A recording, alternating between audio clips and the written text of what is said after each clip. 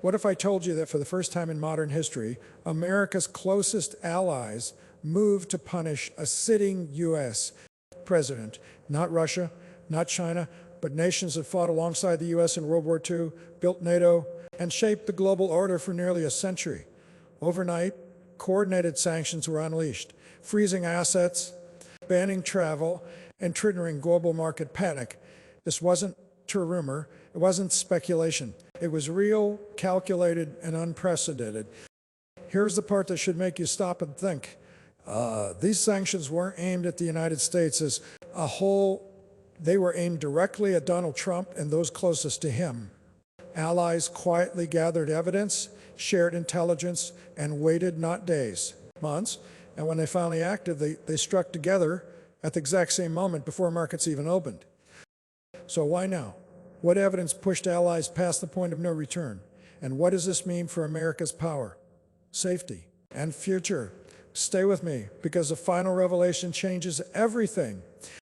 What shocked the world wasn't just the sanctions themselves, it was how perfectly coordinated they were. These measures didn't come from a heated argument or a late-night political fight. They were the result of months of quiet planning behind closed doors across multiple capitals. While the public saw normal diplomatic smiles and press conferences, allied governments were already preparing for a scenario they hoped would never come. And intelligence officials, legal experts, and financial regulators were meeting weekly, carefully building a case and mapping out consequences. Here's why that matters. Allies like the European Union, the United Kingdom, Canada, and Australia understand one brutal truth. Sanctions only work when they hit all at once. A single country acting alone gives the target time to move money, shift assets, and rewrite strategies. But a synchronized strike, that's a financial ambush. By announcing everything simultaneously, down to the exact minute, they ensured there was no escape window. And here's the chilling part. This level of coordination is usually reserved for hostile regimes, not democratic partners. The fact that America's closest allies invested so much time, secrecy, and political risk tells us something powerful. They believed normal diplomacy had failed. From their perspective, waiting longer wasn't to caution, it was danger. This wasn't an emotional reaction, it was a calculated decision built on the belief that delaying action would only allow the problem to grow worse. In other words, when these sanctions finally dropped, they weren't a warning shot, they were the end of patience. At the center of this crisis was one question allies could no longer brush aside. Where was the money coming from, and why? Over time, leaked financial documents and intelligence reports painted a troubling picture. Allied governments began to see patterns that didn't look random or innocent. Payments linked to foreign interests, shell companies, and indirect channels kept surfacing around Donald Trump, and businesses tied to his inner circle. And on their own, each detail might have been dismissed. Together, they formed a picture that was impossible to ignore. What made this especially alarming was who some of the money appeared to be connected to. From the Allied perspective, this wasn't just about ethics or political optics, it was about national security. When foreign governments or power brokers appear to have financial leverage over a sitting leader, trust collapses instantly. Allies rely on the assumption that decisions are made in the open interest, not influenced by hidden financial pressure. Once that assumption breaks, every shared secret, every joint operation, and every agreement becomes a potential liability. Here's why this became the tipping point. Allied intelligence agencies had been quietly tracking these financial signals for years, but they hesitated to act without undeniable proof. When new evidence confirmed long-held suspicions, patience ran out from their point of view. Continuing business as usual meant risking their own security while hoping the problem would solve itself. So instead of waiting for explanations that never came, they acted. The sanctions weren't just punishment, they were containment, a way to cut off influence, freeze leverage, and send a message that undisclosed foreign financial ties across a line that even allies will not tolerate. For America's allies, this wasn't just about one leader. It was about whether the system itself was still working. Democratic partners rely on a shared belief that when something goes wrong, internal institutions step in, courts investigate, legislatures act, accountability follows. But from the outside looking in, Allied governments began to see paralysis instead of correction. Investigations stalled, political divisions deepened, and serious allegations went unresolved for far too long. That silence sent a dangerous signal. The guardrails weren't holding. This raised a terrifying question for allies. What happens if the checks and balances fail completely? For decades, countries aligned with the U.S. assumed that even controversial presidents were constrained by law and their institutions. But as pressure mounted and no decisive internal response followed, allies feared they were watching the slow erosion of democratic norms in real time. That fear wasn't ideological, it was practical. Democracies depend on predictability. When leadership appears unchecked, agreements become fragile and promises lose weight. The consequences of that loss of trust are massive, especially for alliances like NATO.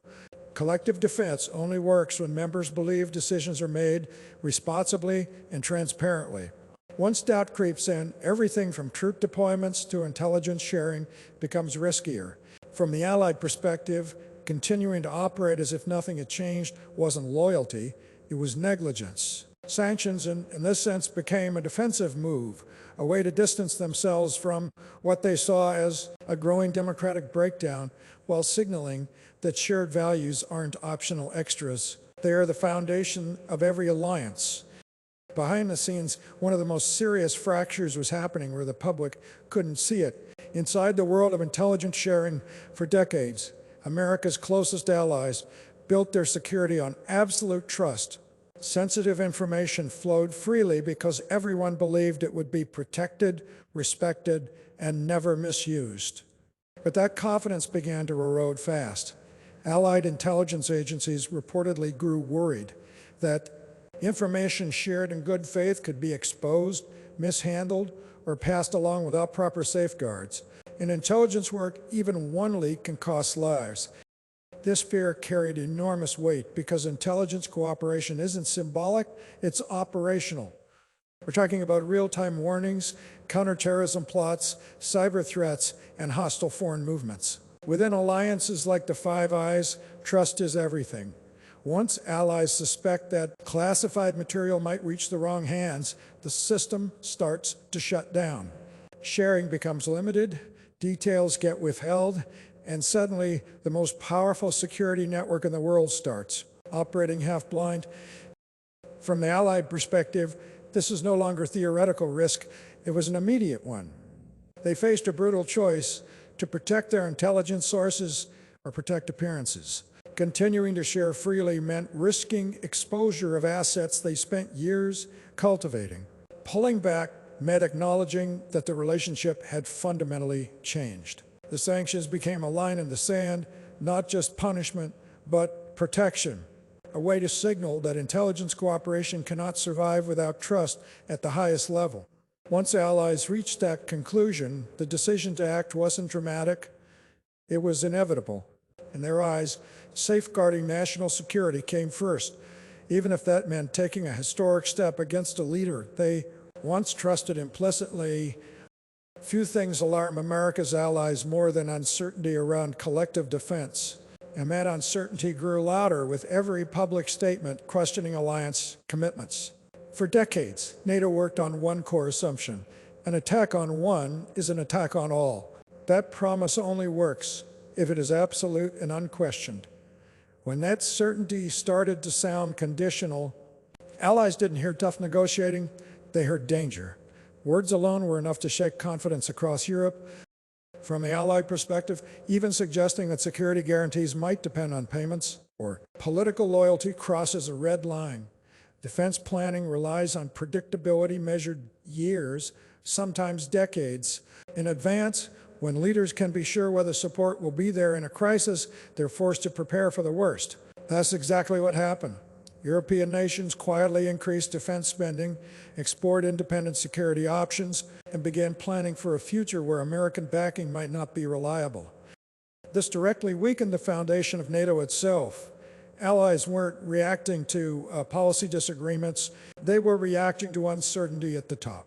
Sanctions, in this context, weren't just punishment. They were a signal that alliance security is not a bargaining chip. When mutual defense starts sounding optional, allies feel compelled to protect themselves, and once that trust is cracked, restoring it becomes far harder than breaking it in the first place. For America's allies, this was the moment concern turned into alarm. Intelligence assessments reportedly suggested that highly sensitive information shared under strict trust may have reached foreign adversaries. In the intelligence world, it doesn't matter whether that exposure is intentional or accidental, the damage is the same. Once classified details leave their protected circle, sources can be exposed, operations compromised, and lives put in danger. From the Allied viewpoint, this crossed from political controversy into a direct security threat. What makes this so serious is how intelligence sharing actually works. Allies don't just exchange information, they exchange confidence. When one link in that chain becomes unreliable, the entire system weakens. Agencies reportedly began asking a chilling question: can we still trust the United States with our most sensitive secrets? That's not a question allies ever expected to ask, but once it surfaced, they had no choice but to act defensively. Sanctions became a way to draw a hard boundary. They signaled that safeguarding intelligence assets matters more than preserving appearances. Allies couldn't afford to gamble with their own security while hoping things would improve. From their perspective, cutting financial access and political privileges was a way to reduce exposure and send an unmistakable message. When classified information is at risk, trust evaporates instantly. This wasn't about embarrassment or diplomacy. It was about preventing irreversible damage before it was too late. For a long time, America's allies tried to stay hands-off. They didn't want to interfere. They believed, hoped, that U.S. institutions would correct the course internally. In functioning democracies, that's how it's supposed to work. When serious concerns emerge, Congress investigates, courts rule, and accountability follows. But from the Allied perspective, that process appeared frozen. Allegations piled up, evidence mounted, and yet decisive action never seemed to arrive. What they saw wasn't stability, it was stalling. This created an impossible situation for Allied governments. On one hand, intervening against a U.S. president would be seen as extreme and controversial. On the other, doing nothing meant silently accepting behavior they believed threatened their own security. Over time, it became clear that waiting for United States Congress or the courts to resolve everything could take years. Years they didn't feel they had. From their viewpoint, delay wasn't neutral anymore. It was dangerous. That's when the mindset shifted. Allies stopped asking, should we act? And started asking, what happens if we don't? If internal checks failed to respond, external pressure became the only remaining option. The sanctions were not meant to replace American democracy, but to protect allied nations from being pulled down by its dysfunction. This is what makes the moment so serious. The sanctions weren't a first choice. They were a last resort after confidence in U.S. self-correction collapsed. When allies concluded that the system meant to enforce accountability had stalled, they felt forced to step in themselves. And once that line was crossed, there was no quiet way back. Even with mounting concerns, allies still hesitated to pull the trigger, until one final development made delay impossible. According to intelligence assessments shared among allied governments, there were signs that extremely sensitive information provided by partners may have surfaced in conversations involving foreign adversaries. For allied leaders, this wasn't just another warning sign. It was the moment the risk shifted from potential to active. Waiting any longer meant accepting exposure they could no longer control. This changed the entire calculation. Allies had been weighing diplomatic fallout, economic consequences, and political backlash. But once intelligence sources appeared compromised, those concerns became secondary. Protecting intelligence networks, operatives, and national security infrastructure comes before everything else. From their perspective, continuing to treat the situation as a normal diplomatic dispute would have been irresponsible. They believed they were now racing against time. That urgency explains why the sanctions landed so suddenly and so forcefully. There were no gradual steps, no public warnings, no phased rollouts. Everything happened at once. Asset freezes, travel bans, financial restrictions. The message was unmistakable. The risk had crossed a threshold. This wasn't about sending a signal anymore. It was about containment. When allies concluded that inaction could directly endanger their security, they stopped negotiating with the future and acted in the present. And once that decision was made, there was no room left for patience or hesitation. If allies were looking for reassurance after the sanctions dropped, they didn't get it. Within minutes, Donald Trump responded publicly, and in the eyes of allied leaders, he confirmed their worst fears.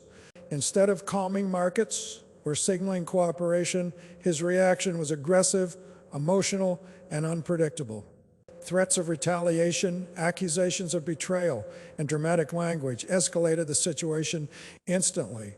For allies watching from abroad, this wasn't strength, it was volatility at the most dangerous possible moment. Why did this matter so much? Because crises don't just test policies, they test leadership under pressure. Allies weren't only judging what Trump said, but how he said it. Financial markets reacted almost immediately, amplifying global uncertainty. Diplomatic channels filled with confusion as officials struggled to understand which statements reflected actual policy and which were emotional outbursts. When messages conflict, trust collapses even faster. From the Allied perspective, this behavior reinforced the belief that the situation was out of control. And here's the key point. Reactions can become evidence. For governments already debating whether Trump posed a risk to stability, his response acted like confirmation. Instead of creating space for de-escalation, it narrowed options and hardened positions. Allies saw a leader who doubled down instead of dialing back, who threatened alliances instead of protecting them, that made compromise politically impossible on their end. Once they concluded that restraint wouldn't be met with restraint, sanctions stopped being leverage and became containment. In other words, Trump's response didn't just fail to stop the fallout, it accelerated it. What might have remained a tense standoff turned into a full-blown rupture, driven as much by reaction as by action. This was the most serious shift of all, and the one that explains everything else. America's allies didn't just see Donald Trump as difficult, controversial, or unpredictable anymore. They began treating him as a security risk. That distinction matters in global diplomacy. There's a massive difference between a partner you disagree with and a leader you believe could actively endanger your country. And once that line is crossed, normal rules no longer apply. From the Allied perspective, the evidence had piled too high to ignore financial concerns, intelligence risks, democratic erosion, and unstable crisis behavior all converged into a single conclusion. Continuing business as usual is unsafe.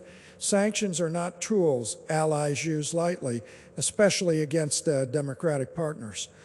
They are typically reserved for hostile states, authoritarian leaders, and regimes viewed as threats to regional or to global stability. Applying those same tools here sent a chilling message: trust had fully collapsed. This reclassification changed everything. It meant allies were no longer trying to influence behavior. They were trying to limit damage. Asset freezes, travel bans, and financial restrictions weren't symbolic. They were defensive measures designed to reduce exposure and cut off leverage. Once a leader is viewed through a security lens, compromise becomes nearly impossible. That's why this moment is so historic. It marks the point where America's closest allies stop seeing the problem as temporary or fixable through dialogue. Instead, they acted as if the risk was already present and growing. And when allies reach that conclusion, sanctions aren't a warning of what might happen next. They're an acknowledgement that something fundamental has already broken. So